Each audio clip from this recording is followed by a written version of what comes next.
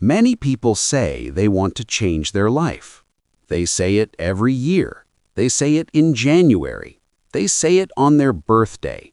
But most people do not change. This is not because they are lazy, and it is not because they are weak. It is because wanting and changing are not the same thing. In English, we often use the phrase, "I want to change my life."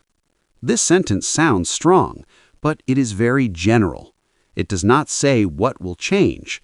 It does not say how it will change. And the brain does not work well with unclear ideas. When something is unclear, the brain waits, it delays, it chooses comfort. This is why many people stay in the same place. They want change, but they also want safety, and safety usually wins. Let's look at a simple example. A person says, "I want a better job," but their daily life looks like this. They wake up tired, they go to work, they come home, they watch videos, they go to sleep. Nothing changes. Why? Because the sentence, "I want a better job," is not a plan, it is a feeling. In English, feelings are easy to say. I want, I feel, I hope. But actions are different. I do, I practice, I change. Real change starts with doing, not wanting. Another important word in English is habit. A habit is something you do again and again. You do it without thinking. Your life today is not built by big decisions. It is built by small habits. If your habits do not change, your life does not change. This is a hard truth, but it is a useful one. Many people wait for motivation. They say, "I will start when I feel ready." But feeling ready is not a requirement for change. Action comes first. Confidence comes later. In English, we say, action creates confidence, not the other way around. So why do people really avoid change? Because change feels uncomfortable. It feels uncertain. It feels slow. And the brain prefers familiar things, easy routines, known problems, even if those problems make us unhappy. This is why people stay in bad jobs.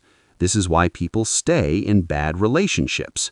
This is why people repeat the same year again and again. Not because they want pain, but because pain is familiar. Change requires patience, and patience is not emotional. It is practical. Change does not happen in one day. It happens in small, boring moments. And that is where most people stop.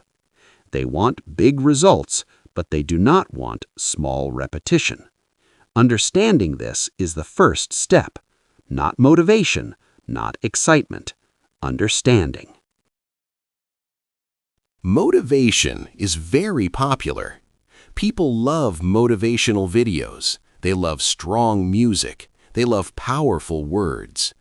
Motivation feels good, but motivation is temporary. In English, we say, motivation comes and goes. That means it is not stable.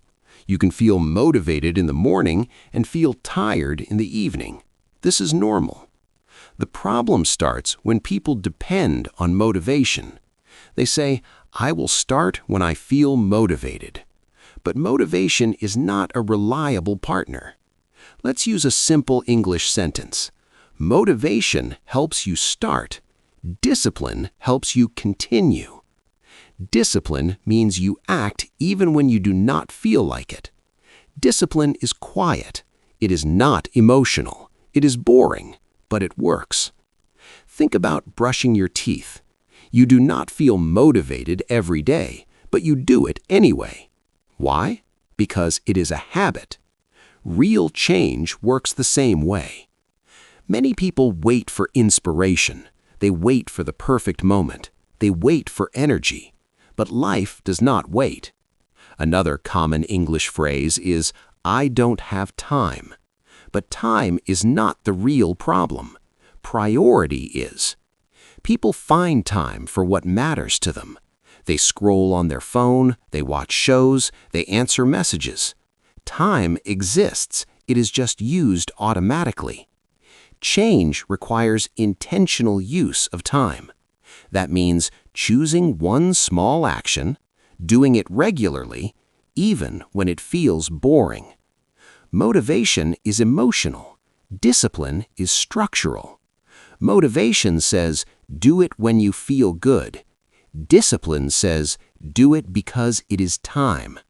And discipline is learnable. You do not need to be a strong person. You do not need special talent. You need a clear action, a small step, and repetition. In English, repetition is very important. This is true for language learning, and it is true for life. People who succeed do not feel motivated all the time. They feel tired, they feel bored, they feel unsure, but they continue. Not because they are special, but because they built systems. A system is something that works without emotion. For example, same time every day, same place, same action. This removes decision-making, and less decisions mean less resistance. Motivation is not bad, it is just not enough. It's like a match, it lights the fire, but it does not keep it burning. That is the role of habits. Big goals feel exciting, but small habits create results. In English, we say, small steps done daily. This sentence is simple, but very powerful. Many people think change must be dramatic. They think it must be difficult. They think it must hurt. But real change is often quiet. It looks like reading for 10 minutes, practicing one sentence, writing one short note. Small habits reduce fear.